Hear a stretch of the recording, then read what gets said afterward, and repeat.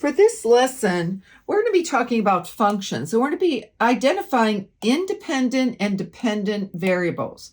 Well, independent variable gets to decide to be whatever it wants to be. However, the dependent variable is relying on what's happening to the independent in order to get its number. So let's take a look at some examples.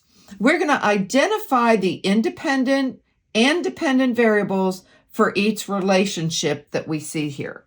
So for the first one, we're talking about pounds of apples purchased and the cost. So we have to pick between pounds of apples and the cost. Which one?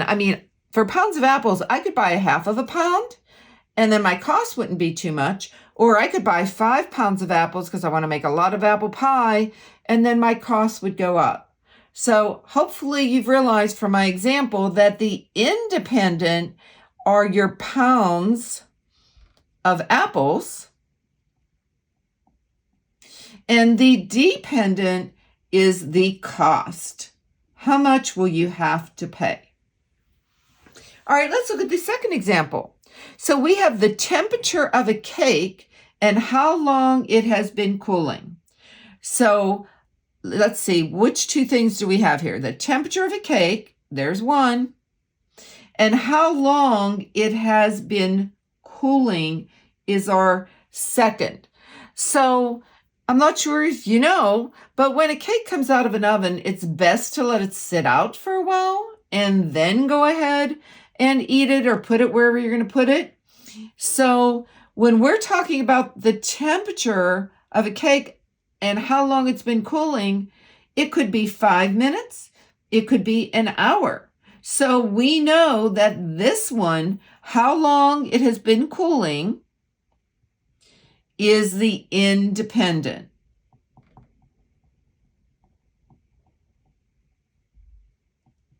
And then, was it 5 minutes? If it was only 5 minutes, cake's going to be hot. If it was an hour, the cake is going to be really cool. That is our dependent, the temperature of the cake. All right, let's look at the last one. So the income made from selling cookies at a bake sale. So we're going to make some money, and we're going to make money by selling cookies. So the income is one of them. And selling cookies is you're not always going to be able to pull your exact words out of what we're talking about as far as being the independent.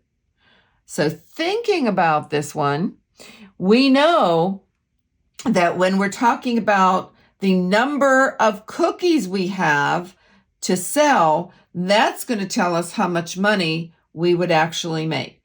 So the independent is the number of cookies made and sold.